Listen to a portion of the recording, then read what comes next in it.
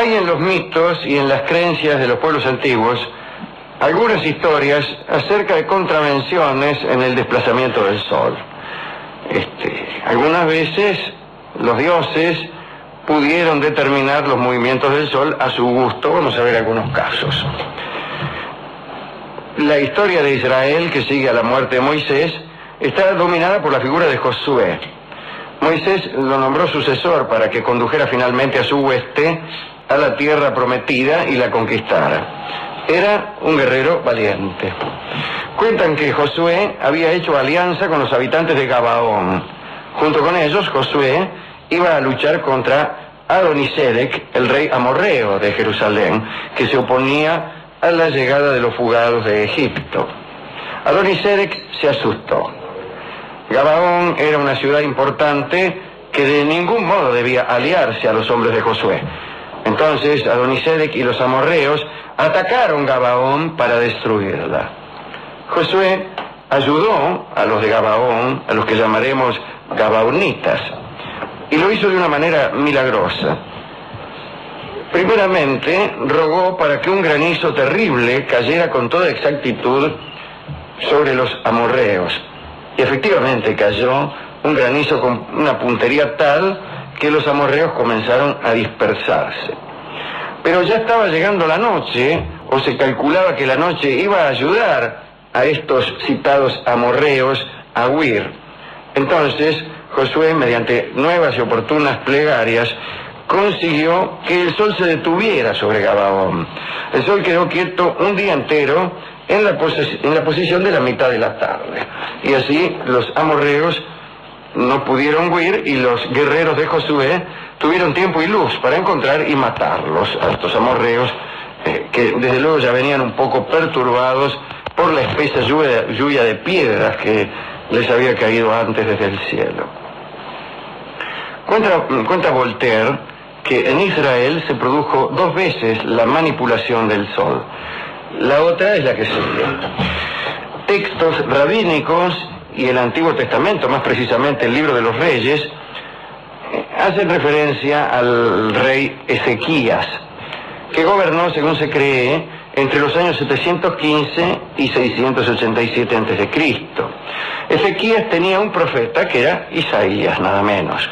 Y una vez el profeta Isaías le dijo a su rey: pon en orden tus asuntos, porque morirás y no volverás a vivir. Ezequías lloró tanto que conmovió a Dios mismo. Y Yahvé hizo entonces que el profeta Isaías le comunicara un cambio de planes.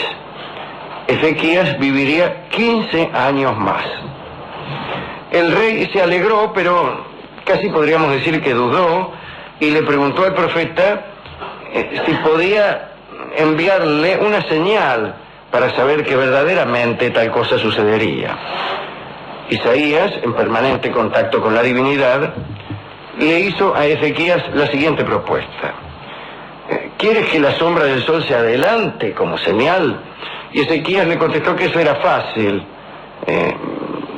Mejor sería la señal opuesta, es decir, que el sol retroceda. Y entonces el profeta hizo sus correspondientes invocaciones, y aquel sol de la tarde volvió al centro del cielo, y Ezequías tuvo la certeza de que viviría por lo menos 15 años más. Es decir, en este caso el retroceso del sol tuvo por objeto no una victoria militar, sino la certificación de un milagro con otro. Eludiremos contar, ya en los mitos griegos, la historia de Zeus junto a Alcmena, porque ya lo hemos hecho muchas veces. Solo recordaremos que para poder disfrutar una larga jornada amorosa junto a Alcmena, Zeus dio orden de que el sol no saliera por 3 días completos. Y chao. Porque los griegos consideraban, como toda la antigüedad clásica, aunque los griegos un poco menos, que era pecaminoso unirse sexualmente a la luz del día o de una lámpara. Entonces contaremos otra historia que no es esa.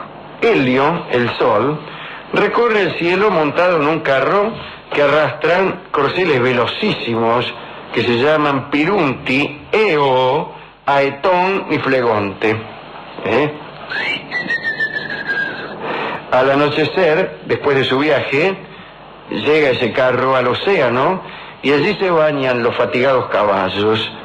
Los antiguos griegos le dedicaban anualmente un carro y 4 caballos nuevos a Helio, y hundían aquel envío en el mar para que Helio pudiera tomarlo.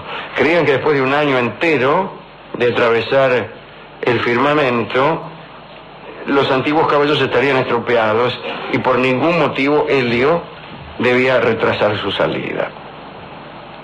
Helio pasó después a tener un carácter secundario en los mitos. Desde la época homérica aparece como un servidor de los dioses, como una especie de ministro, acantonado, recluido en esta función luminaria. Un segundito. Explico a los oyentes que están en su casa que acabo de tomar un trago para librarme de una tortuga que se me había atragantado y que amenazaba con causarme el fallecimiento súbito. Quiero decir que Helio no podía ya finalmente apagar su luz sin un pedido expreso de los dioses principales. O sea que era un episodio secundario. Ahora veremos este episodio de manipulación del sol, que es bastante menos conocido que el de Almena con Zeus. Atreo y Tiestes, atención, Atreo y Tiestes eran hermanos. No se llevaban bien, como casi todos los hermanos de los mitos. Atreo encontró un día en su rebaño un cordero que tenía el vellón de oro. Calculen la sorpresa de Atreo. Habrá dicho, este carnero, o mejor dicho, este cordero tiene un vellón de oro. A pesar de haber hecho voto de sacrificar a Artemis, el producto más bello de su ganado, Atreo se hizo el otario y escondió el vellón de oro. Pero la mujer de Atreo, que era amante de su hermano Tiestes, le afanó el vellón y se lo dio a su cuñado y amante. ¿Se entiende? Atreo se escondió un vellón que había prometido a la diosa. La mujer de Atreo andaba con Tiestes, el hermano, le afanó el vellón y se lo dio a Tiestes. Por esos días había en Micenas una disputa para saber cuál de los dos hermanos debía gobernar el lugar. Había que hacer méritos. Tiestes propuso que fuese elegido rey el que pudiese mostrar un vellón de oro. Y Atreo, que no sabía que su mujer le había afanado el vellón que él tenía, dijo, mi juego me llamaron, acepto. Acepto, dijo, ahora habrá pensado, ahora voy a buscar el vellón de oro y ante la sorpresa general me proclamo rey de Micenas.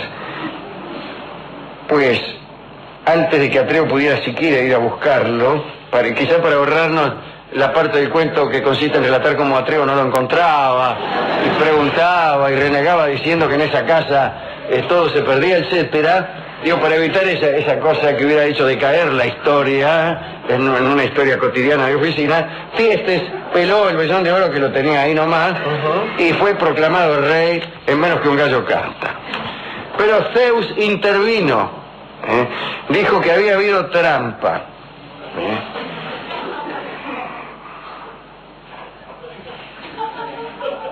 Y que era conveniente designar al rey mediante otro prodigio. Dijo, vamos a hacer esto, si el sol sigue su camino habitual, en ese caso Tiestes continuará en posesión del trono. Ahora, si el sol retrocede, el rey será Atreo. Y Tiestes dijo, acepto, porque en realidad no creo que el sol venga a retroceder, francamente no lo creo. Dijo Tiestes, que era un hombre escéptico. Pero enseguida, un momento después de esta aceptación, el sol retrocedió y se puso por el este. Atreo, objeto evidente del favor divino, reinó definitivamente en la ciudad. Esto es lo que se llama la voluntad popular. El pueblo no fue consultado jamás. Hay otra versión en este comicio, en esta elección. Dicen que cuando Atreo, comicio no es, pero sí es una elección, Dice que cuando Atreo se enteró de que su hermano andaba con su esposa, concibió para vengarse un plan horrible. Hizo que Tieste se devorara a sus propios hijos. Para lograrlo, primero mató a los niños, claro. ¿Y no le iban a decir? Niños que Tieste se había tenido con una concubina, dicen, para explicar de dónde salían esos niños. Atreo preparó después un guiso que sirvió a su hermano. Pero Tieste supo lo que se le había servido y huyó de Micenas para volver luego y vengarse. Y Helio, el sol, que todo lo ve, horrorizado por aquel hecho, retrocedió en su carrera y el día por un rato quedó sin luz. Esta vendría a ser la explicación científica, o efemerista, ¿no? La otra es la leyenda y esta es la explicación verdadera. Claro. ¿Usted cree en esta última? Yo creo en las dos, creo. Que las dos fueron ciertas. Bien, estas han sido dos historias muy interesantes acerca de, mejor dicho, tres historias, ¿no? Tres manipulaciones del sol. En la actualidad, más que nada, por culpa de los programas de difusión o de divulgación científica que hacen que todo el mundo esté atento a ciertas regularidades científicas en las que conviene creer para no caer en cataclismos sociales, ¿no? Imagínense si todos descreyéramos de la obra oficial. Nadie acudiría a las citas a tiempo. Digo, por eso, a favor de esa divulgación, ya el sol no retrocede. O los dioses se abstienen de provocar esa clase de cataclismos íntimos por muchas menas que quieran atender en esa noche. Resultado de esto es una aburrida conducta por parte del sol, tan previsible que resulta que todas las otras conductas son previsibles en la medida en que vengan a adecuarse a esta conducta central del propio sol. Yo no puedo menos que lamentar esa regularidad. Sí. A mí me gustaría que el sol retrocediera, o los tiempos retrocedieran, o los ángeles retrocedieran. Pero ni el tiempo, ni el sol, ni mucho menos los ángeles retroceden. Los ángeles no vuelan para atrás. Contestémosle al oyente que lo preguntó hace un minuto. No vuelan para atrás. Por eso se van de nuestra vida y siguen adelante rumbo a otras personas más aparentes que están en regiones donde nosotros nunca llegaremos. Así que nos quedamos y vemos las alas de los ángeles, la inexistente espalda de los ángeles, la cola de los ángeles, el humito que levantan los ángeles cuando vuelan, lo vemos así desde atrás hasta que se convierten en un punto, no diré en el horizonte, sino en el cielo mismo, y luego desaparecen de nuestra vista hasta que más tarde empezamos ya a dudar de la existencia de los ángeles, que es una duda propia de los canallas que son abandonados por ángeles. Cuando advierten que los ángeles ya no volverán con ellos, se atreven a dudar o bien de los ángeles o del carácter angelical de quien se ha ido. Así que esta es una respuesta tardía pero oportuna que me ha sido revelada ahora, en este mismo momento, cuando veo que el sol no retrocede ni el tiempo retrocede. ¿Por qué se molestarían en retroceder los ángeles? No podemos, sin embargo, conjeturar que nada retrocede, porque algunas cosas sí retroceden con el mayor entusiasmo.